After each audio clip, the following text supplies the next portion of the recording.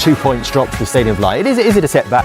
Daniel, in the title race? A bump in the road? No, I don't think it is. Is it a good point? Yeah, it's a good point. Sunderland are fantastic at home. We've seen what they're all about. We know how good they are. So I don't think it's a step back. I think it's a point earned. I think they would feel that they deserve to win the game. I think that's where the disappointment is.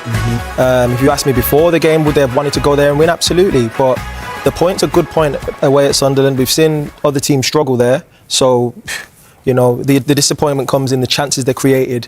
He would have felt like we should have came away with the win. Did you say 7 clean sheets for Sunderland at home? I mean, it's difficult. Only City and Arsenal have conceded more than newly promoted Sunderland. And City's XG was just short of 3. It's just one of those days. I think, looking back, you'll be disappointed with the chances that he didn't take. But in the course of the season, how Sunderland have performed, I think it's a... Well, of course, they held Arsenal there as well. Exactly that. But it's not just that. They're missing, 6 players to AFCON, Ballard out as well. And to put in that performance and be so organised, the manager needs a lot of credit as well. How do you see the title race at the halfway stage? This is the halfway point. Oh, you want us to predict again, dear? No, I just want your reflections on it. I think it's going to go all the way. I think Man City still look dangerous. Rodri coming back. Doku coming back. I thought Savinho did excellent in the first half. Arsenal just look really robust. They look like they might not risk the game as much as Man City in terms of trying to get forward and score goals, but they look really good defensively. And the squad, we've talked about the squad many times before, but having Gabriel back is a massive bonus for them. Offensive, defensively, organisation, and it was a big game against Villa, getting that win in terms of... It feels like there was a lot of pressure, and Aston Villa have caused them problems in previous seasons, but for them to get over the line in that way, it'd give the club a big boost. How do you see it? Yeah, I think Manchester City probably surprised, a lot of people in terms of how well they've played so far, considering where they were last year. You look at them this year, they're going in the right direction, and I think they're building that confidence and that belief that, okay, we're getting back to our best now. Just like Meek said there with the Rodri, he's come back to fitness now and potential new players joining the club as well. They've got that optimism. You can see that Pep, he looks like he's got that, that feeling that they can actually challenge and win it as well. And for Arsenal, that this is, we talk about Arsenal and we say, when are they going to take the next step? Could this be the year? The players they have, they've got goals in the wide areas. They've signed a striker who should be able to help them score goals. They've got Gabriel Jesus coming back, who's been brilliant for the club through the course of his career, and Havertz. And then defensively, like Meek said, with Gabriel coming back, Nkapie's been brilliant, Mascara's been brilliant. That was the question mark before. Okay, the defenders, if they lose Saliba, they lose Gabriel, maybe they can't compete. Maybe those injuries. They've signed two quality centre-backs who help them. So all around the pitch now, there's really no excuses just for Arsenal outside of injury. No, I was just saying, obviously you've won the Premier League, and it's just, everyone sort of talks about Arsenal and the pressure and the nervousness. But when I won a league at Man City, it was always like that. It was up and down and up and down. And it comes from, the fans are going to be nervous. That's a normal thing. In the camp, you're looking at every single fixture. You're looking at, well, maybe we can get a point there. Can we get a draw as long as we don't lose there? I remember going back to the year we won it, and Man United dropped points to Everton, late doors. I think it was 4-4 in that game. And there's going to be moments within the season which is going to be the turning point for both. Obviously, they play each other, I think it's in April. That's going to be a massive game. But I think it's going to go all the way to the end, because the know-how of Man City, but the willingness of Arsenal as well, wanting it so much. Mikel, Happy New Year. Happy New Year to you as well. Any fresh injury concerns after Tuesday? No, obviously we haven't trained yet, so today's going to be the first training session properly with the players that obviously started against Villa, so we will know more this afternoon. You spoke about Declan Rice a couple of times this week and the swelling on his knee. Yeah. Has it reduced, and has he got a chance for Saturday? Well, not yet, and we have another session today. Let's see how he comes today and how that's feeling, but it was too early, that game for him. A couple of others in Calafiori and Mosquera. What chance they could feature? They are both out. They're both out, okay. Gabriel Jesus looking sharp, back scoring. Kai Havertz back in the squad for the first time since the opening day. How pleasing is it to finally have that selection headache? And how much do you think it could help someone like Victor Gyökeres having those players back? Well, it helps the team, it helps every individual. I think that's what we want, to have the option with the amount of games that we have on the schedule. So far we haven't had that option, so looking forward to have everybody on it, everybody performing, being able to change profiles, to change during the game as well, and to pick the best players in the best condition every time. It's Bournemouth next. The corresponding fixture last season felt like a little bit of a turning point because it was a first defeat of the season for you, but it was also a third red card of the season for you as well. 6 in all last season, but none so far this season. Are you pleased with the discipline and how it's gone so far on that front this season? Obviously we know how important it is to maintain your 11 players on the pitch as much as possible, and we failed to do that last year. We lost both games against them, and we know the difficulty of that. We know how good of a team they are, how they can threat you from every angle, so we know the difficulty of the game tomorrow. The transfer window is open, of course. You've said that you're Arsenal and you always keep your eyes open and are alert to any potential opportunities. If there was to be any arrivals in this window, would it be with a view to a long-term view with regard to the player that potentially could come in, or are you leaving yourself open to maybe a loan as well, maybe? We are open to every option. Obviously, we can find a solution that is short, medium, and long. It's always much better because it gives you stability, and you don't have to constantly start a process with a new player. But let's see what happens. Let's see what the news are in the next few weeks, and we will try to make the right decision. On potential outs, I know you've been asked this question before. Ethan Nwaneri hasn't actually played since the Bruges game. Wasn't in the squad at all against Aston Villa. What's your thinking with him? Would you maybe consider a departure for him on loan, perhaps, just so he can get first team football? That every player is very important. Every player has a role. That role can change throughout the season for different reasons, and everybody has to be ready to play. That's it. Just finally from me, Mikel, you will know that there's been a managerial departure in Enzo Maresca. Yeah. What was your reaction to it? Did it surprise you? Well, wish him all the best. I really like Enzo as a person, as a professional. I think he's done a terrific job at Chelsea, and that's a decision that is been made, and just wish him all the best. Thank you. Thank you. Hi. Morning, Mikel. Top of the table, 4 points clear of second place, Manchester City after a convincing win against Aston Villa. What is the mood like amongst the team at the moment? Well, it was very good, obviously, after the game against a really tough opposition again, to perform and to win in the manner that we did. Great focus on Bournemouth. We know how tough it's going to be tomorrow's game, and everybody's at it. You speak about the difficulties of facing Bournemouth. They were actually the only team to do the double over Arsenal last season. Yeah. What lessons did you take from both encounters? Well, a lot. They were two very different games. Obviously, a game there till minute 30 when Saliba gets surprisingly sent off. After, obviously, it was a different game when we managed as well, and we had some chances, but we managed losing the game against a home display at the beginning that it was very dominant, and that ended up in a really poor way for us. So a lot to learn, huge respect for them. I know Andoni really well, and what he's doing, I think it's incredible. And I'm watching all the games that they played this season and against the top sides, how difficult they made it, and how they haven't got results against them as well. Difficult to understand. There was a mention, of course, of the likes of Gabriel Jesus coming back and Havertz in the squad. Someone who's obviously done well up front for you is Leandro Trossard, the most goal involvements. How pleased have you been with his performance of the season so far?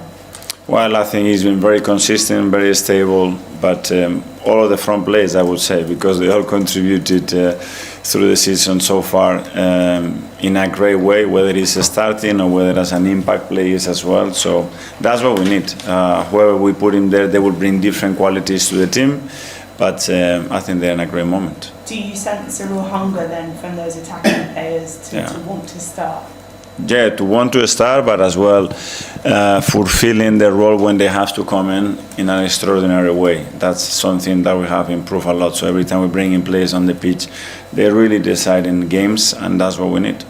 Thank you, best of luck. Thank you. Ian, talk to what? Hi Mikel, how are you? Very good, thank you. 4 points clear at the top.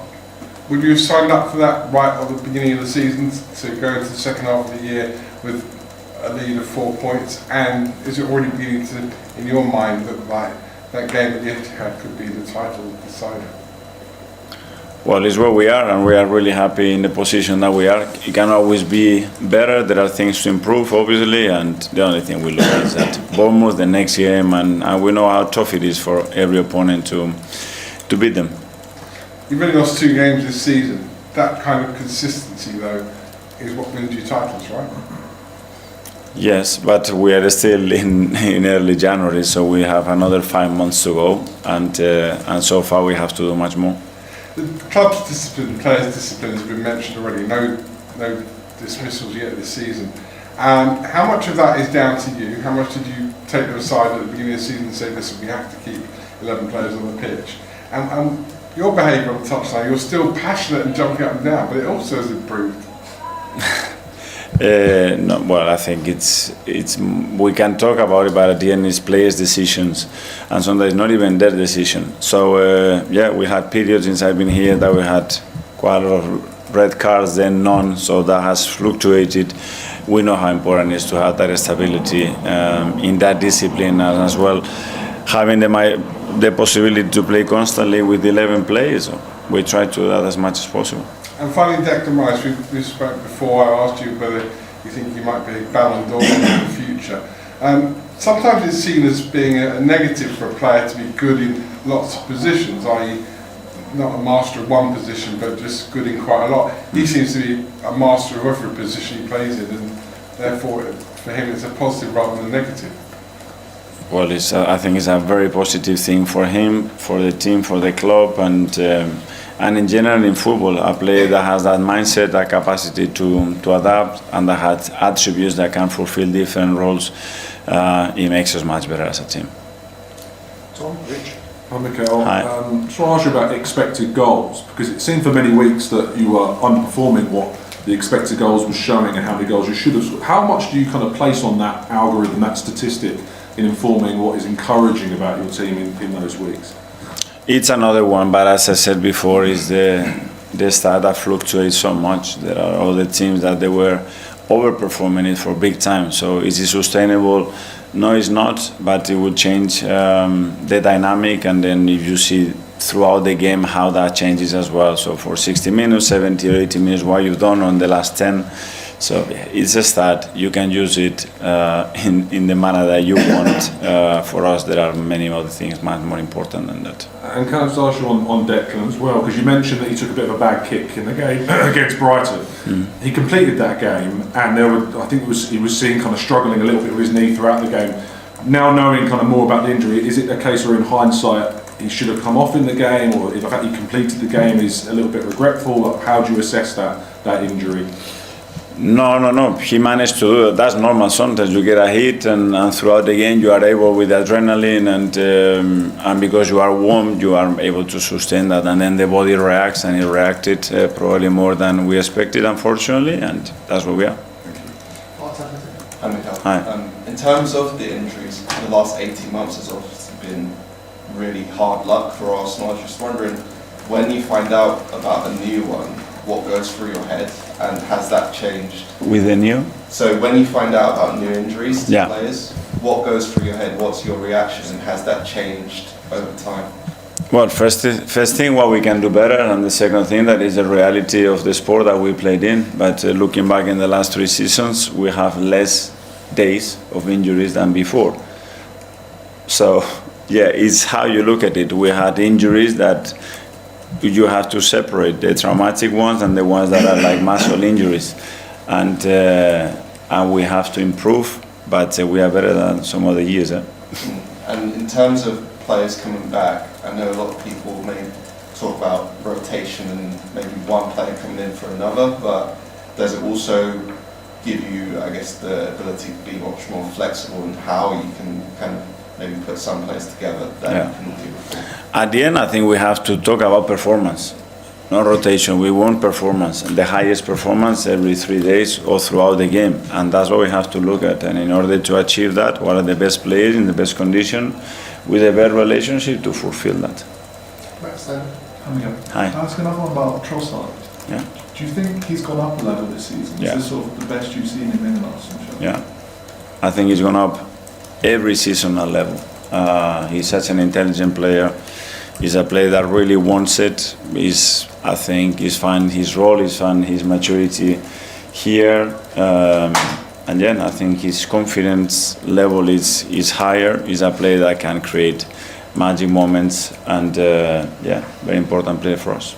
In a bit of an unusual deal in the summer for the pay rise, but not the contract extension. I think he's into the final 18 months of his deal now. Would you be keen for him to extend beyond that? We are very happy with him. He knows that we talked about it many times, and I think he's very happy here as well. Okay, last topic against live. Firstly, Aaron from London. Hi Miguel. Hi. The term finishers, you used it a lot last year even. And I think I was just wondering, especially if you saw with Gabriel Jesus against Aston Villa, you say Ethan still has a role to play, every player has a role to play. Mm-hmm. How important when approaching a game plan are those finishers towards the end of the game? Well, very important. And the thing is that you don't know if you're going to be a finisher, a starter, or sometimes you have to come in because a player gets injured in the warm-up. So that's how ready you have to be. And again, as I said, it's a joy because the players are really committed, really willing to participate in whatever role they have on the day, and that's what we need. Thank you. Phil from Beer. There's a bit of a strange statistic when Arsenal have been top of the table on New Year's Day for the past 5 times. They haven't won the league. I just wanted to know if you were aware of that statistic. No, let's break it. But I mean, that's obviously the goal, isn't it, I guess, to change. What's that? That's obviously the goal, I guess, isn't it, to change that statistic. For sure. But just, I mean, I guess... Give me some good ones next time. But I guess just for the players, I mean, how do they feel in terms of how desperate are they to not just prove that statistic wrong, but to go on and win this league? Are you really sensing that? Well, I think that's what they transmit every single day, whether they are with us training on every match. You can see the desire, you can see the energy that they put in, how much they want it. And that's what we need. There's still 5 months to go, and take it day by day. Enjoy that process of being where we are, and go for it. Leandro Trossard proved to be the perfect antidote to Arsenal's attacking frustrations, following Mikel Arteta's candid remarks about Victor Gyökeres. Gyökeres may have struggled to truly impress since his summer arrival at Arsenal, but over the weekend, there was finally a glimpse of what he is capable of.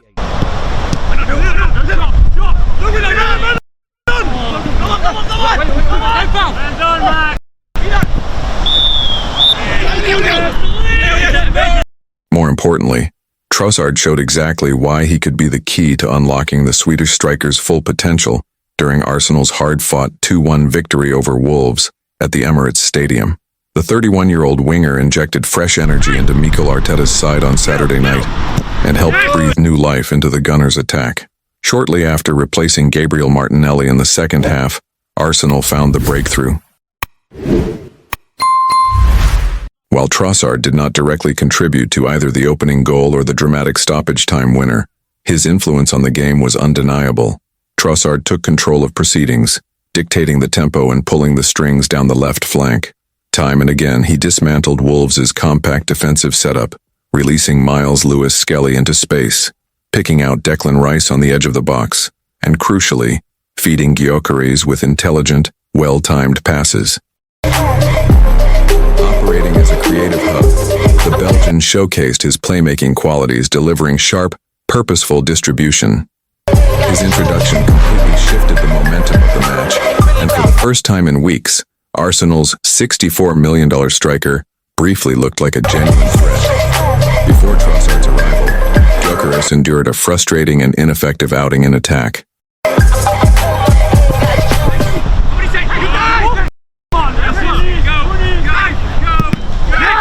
In fact, the Belgian was the only player to carve out a clear-cut opportunity for the 27-year-old forward, slipping a simple yet incisive ball in behind the Wolves' backline. Gyökeres controlled the pass, beat his defender, and aimed for the far post. Wolves goalkeeper Sam Johnstone was beaten, but the Swedish striker saw his effort agonizingly drift just wide.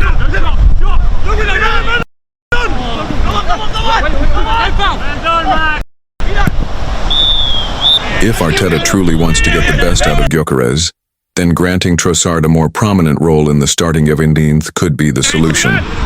Speaking to TNT Sports after the win, the Arsenal manager openly addressed the challenges facing his marquee signing. "It's a collaboration between the two," Arteta explained. "He was in some really good positions, but the ball didn't arrive quickly enough, accurately enough, or with the precision a number 9 needs to score."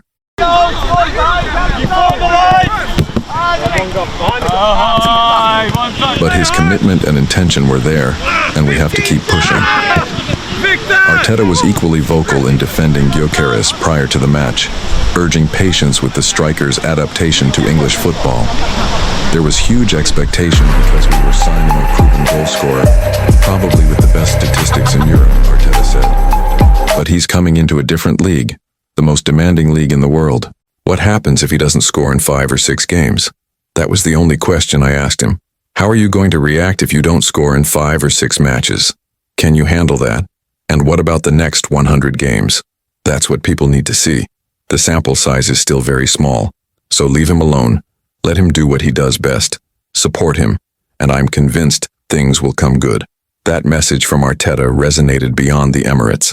In the days following the Wolves' victory, the debate around Gyökeres intensified among pundits, supporters, and former players.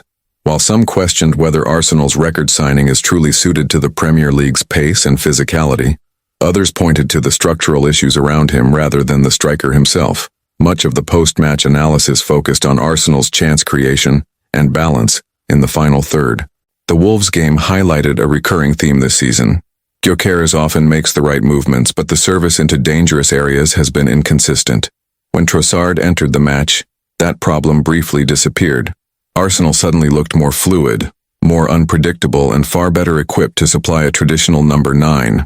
Former players speaking on television and radio were quick to note the contrast. With Trossard drifting inside and linking play, Arsenal's attacking shape became more compact, allowing Gyökeres to stay higher up the pitch and occupy central defenders. That, in turn, created space for midfield runners like Rice and Ødegaard to arrive late in the box.